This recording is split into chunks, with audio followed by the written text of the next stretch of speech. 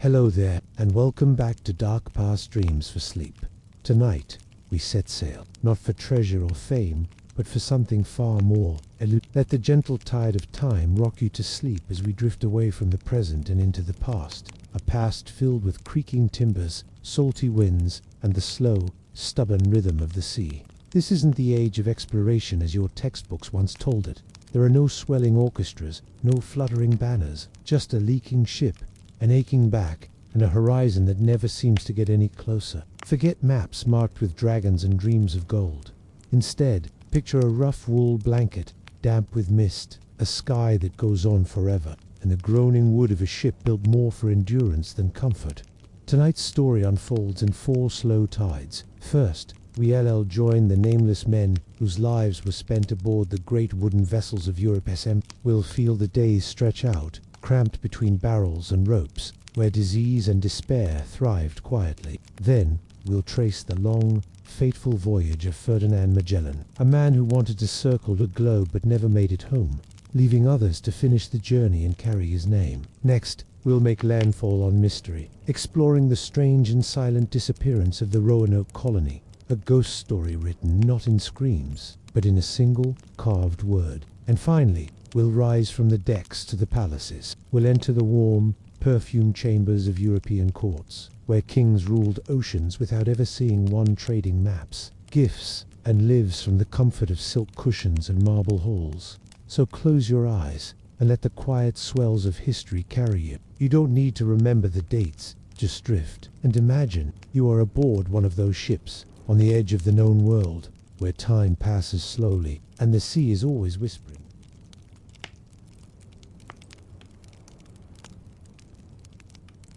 Imagine waking up, not in your bed, but on a hard wooden plank, barely the width of your shoulders. There is no pillow, only your arm, and no mattress, only damp wood, already slick with the condensation of the night sea air. Around you, dozens of other men stir, cough, and groan.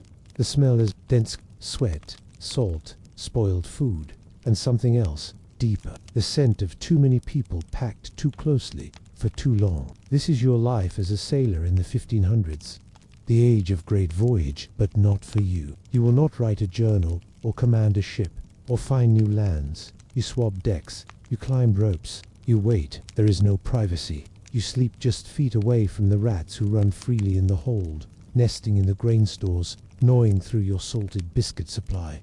And those biscuits, they're not just hard, they're alive, filled with weevils and worms, baked in the sun weeks ago. Now your only meal until landfall, which could be months away. Water's rationed carefully, and when it runs out, you drink what's left in the barrels, a brackish, greenish liquid that tastes faintly of wood and rot. The sea is everywhere, and yet you are always thirsty. Disease is a quiet companion. Scurvy creeps into your gums, first softening them, loosening your teeth. Then your joints swell, your skin bruises from the lightest bump. There are no doctors. Only old remedies passed between tired men. Sometimes the crew doesn't even bury the dead. They simply slip them into the waves, a weighted blanket of water for those who can no longer row, hoist, or cough. The ship itself groans like a living thing. Wooden boards expand and contract with the heat and damp. Ropes fray and snap without warning. And you are always working, scraping barnacles off the hull, reefing sails, bailing water,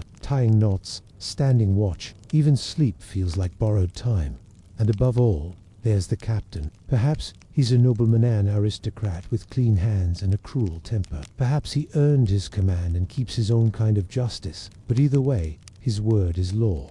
Punishment is swift and final. A thief may lose a hand. A mutineer may lose his life. And even a mistake, a dropped rope, a broken lantern can lead to 30 lashes with a cat o' 9 tails. Your back would never forget. There is boredom, too. Long stretches of nothing, no land, no birds, just blue. And then, suddenly, a storm.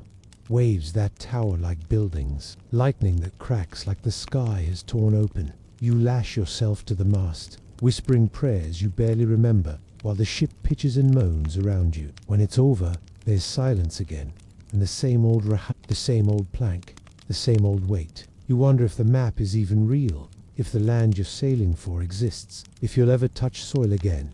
Many did not. Ships were lost, crews vanished, letters home were never written. And yet, more came, more signed up, more set sail, not always for gold or glory, often for desperation, for a chance, for bread. And so they endured. And so you endure. The rhythm of their lives. Your life was not measured in clocks, but in bells rung every half hour, in shifts of sleep and toil, and in the slow crawl of sunrise to sunset, across the wide and empty sea.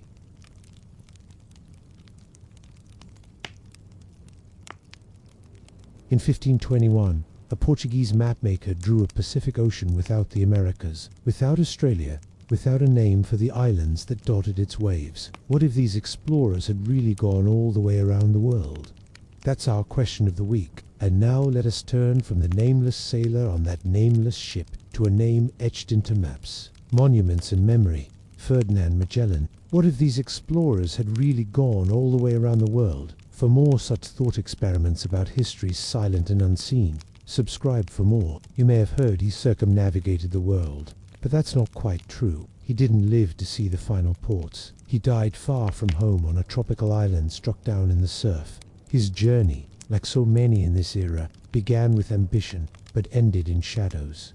Imagine him, not as a legend, but as a man, a Portuguese noble of modest standing with a sharp mind and a quiet, steely resolve. A man rejected by his own king, who then turned to Spain, offering his services not out of love for country, but out of hunger for opportunity. In 1519, he was given 5 ships and a goal that seemed impossibly vast to reach, the Spice Islands, by sailing west to go around the edge of the earth, through waters few had seen, and return with cargo so valuable it could fund a kingdom. He called the voyage a mission of faith and fortune, but for his crew, it was more often fear and famine. The fleet left Seville in September, and by the time they reached the coast of South America, discontent was already simmering. The cold of the southern seas, the strange animals, the uncharted shoals. Men whispered some plotted mutiny. Magellan faced it head on. He executed leaders, stranded others, maintained discipline through fear, but also, perhaps, through necessity. To fail in unity was to die. To survive, they needed silence and obedience. They found the strait that would later bear his name in the far south, a winding, jagged channel between storm-swept cliffs, a narrow, freezing passage where winds shrieked like lost voices and fog curled around the masts. One ship deserted, turning back. Another was lost to wreckage. Still, Magellan pressed on, and when they emerged into a calm expanse of ocean, he named it Pacific, peaceful. But the peace was an illusion. The crossing was long, longer than any had imagined. They drifted for months. Their food ran out. They ate rats. They boiled leather. They chewed sawdust to fight hunger. Many died. When they finally reached the Philippines, the survivors were little more than shadows of themselves, bones under sunburned skin, eyes dulled by hunger and salt. Here, Magellan made a fateful choice. He involved himself in local politics, alliances, conversions, a show of force intended to bring native leaders under Christian and Spanish control. On the island of Mactan, he led a small landing party into battle. He underestimated the local warriors, believing European arms and armor would carry the day. They did not. In the shallows, spears rained down. He was struck again and again, and he fell, left behind. The rest fled. Magellan died, not in glory, but in confusion, in salt water and silence. His body was never recovered. Yet the voyage did not end with him. The few who remained chose a new captain. They burned one of the remaining ships, too damaged to sail, and they pressed on. One ship, the Victoria, limped its way across the Indian Ocean, around Africa, and back to Spain. 3 years after they had first set sail, of the original 270 crew, only 18 returned. The earth had been circled, but the man whose vision drove the journey was left behind, beneath foreign waves, and still we remember his name. Not the names of the sailors who died of scurvy, not the names of the ship's boys who fell from the rigging, not the names of the translators, the enslaved, the local allies and enemies. Just Magellan. His voyage proved that the world curved, that the seas connected, that human determination could stretch beyond maps. But at what cost? A cost paid not only in coin, but in lives and silence and in slow suffering. So we drift onward, past the place where Magellan fell, toward another mystery that never returned at all.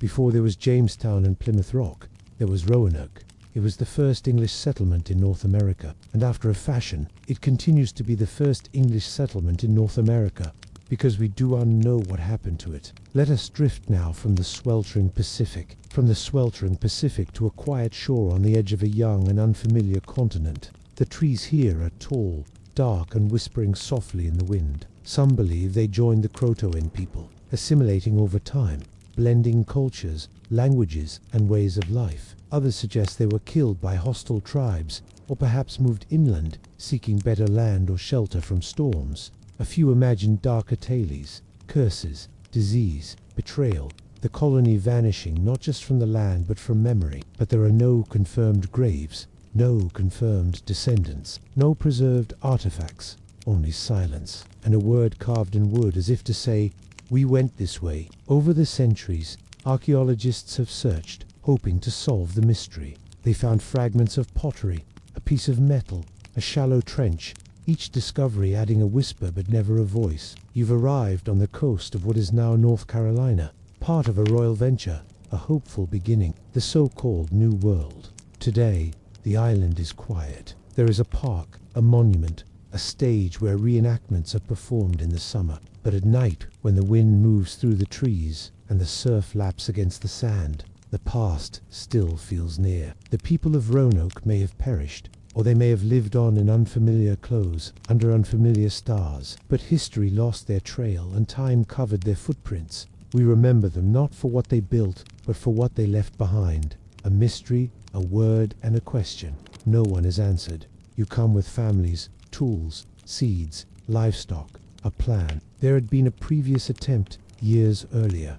It failed. The settlers vanished or retreated home, but this time feels different. There is leadership, a governor and council, not just a handful of men. There is a goal, to build a settlement, to farm the land, to find gold, and there is hope. You begin to build.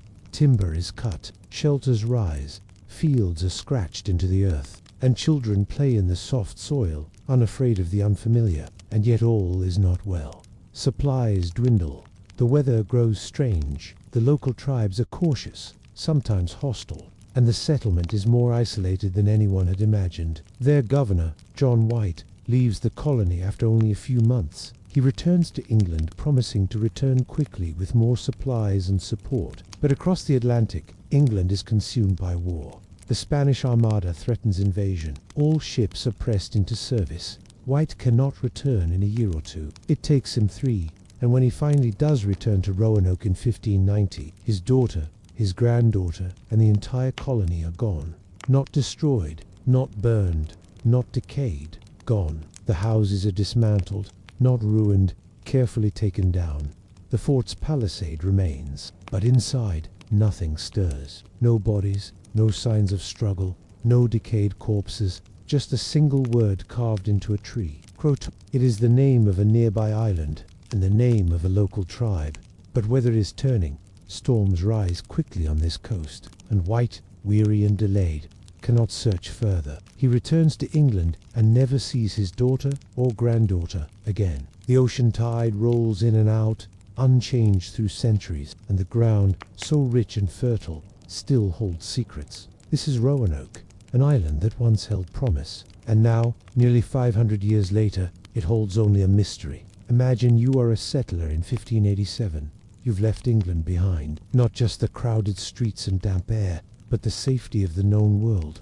What happened to the colony? No one knows for certain. There is a haunting stillness to the story, not because of violence, but because of the absence of it. People do not simply disappear, and yet here they did. Now let us return across the sea, from the wild edges of empire to the centers of power where maps were drawn. Voyages were funded and kings and queens ruled oceans they never saw.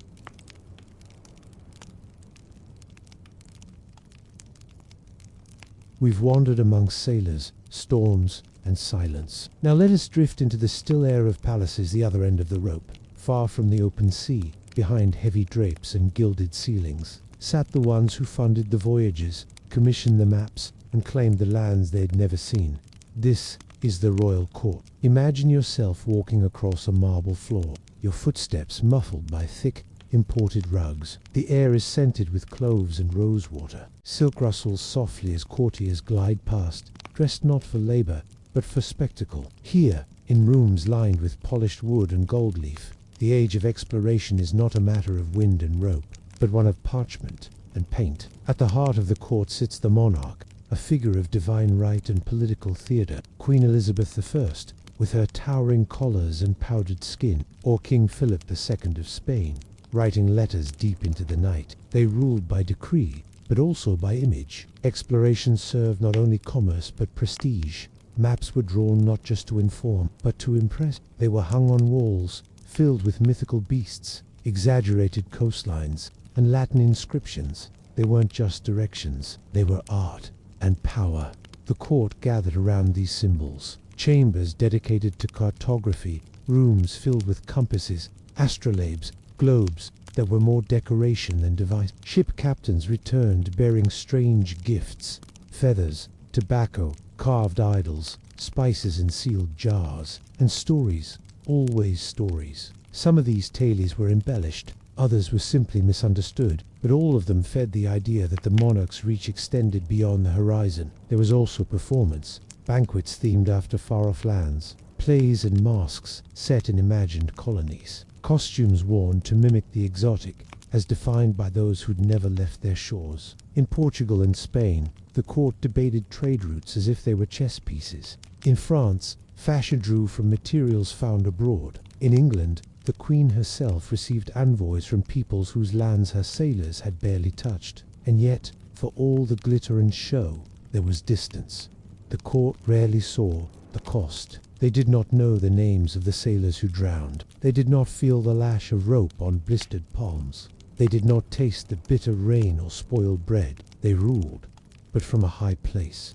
Far from the salt air, decisions were made in whispers behind velvet curtains. Ships launched with ceremony and music, and when they failed, they were quietly forgotten. And so the great machine of empire turned, powered by ambition, fueled by paper, and greased by silence. And here, in the flickering candlelight of a royal hall, you might find a nobleman tracing his finger across a map, dreaming of wealth he will never touch, on a land he will never see, conquered by men he will never thank.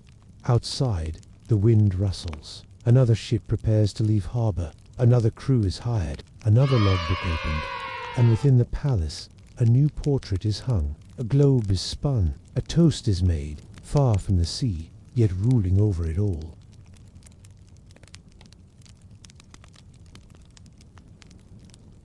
And so, our journey through the age of exploration comes to an end.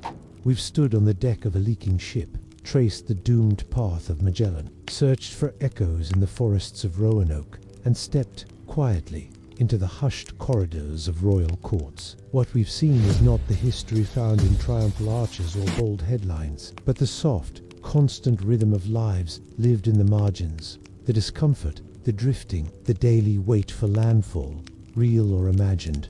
As you rest now, perhaps you can hear it still, the creak of wood on waves, the murmur of Latin prayers, the scratch of a quill on vellum, the hush of a curtain drawn in a faraway court. These were the sounds of exploration, not trumpets, but whispers.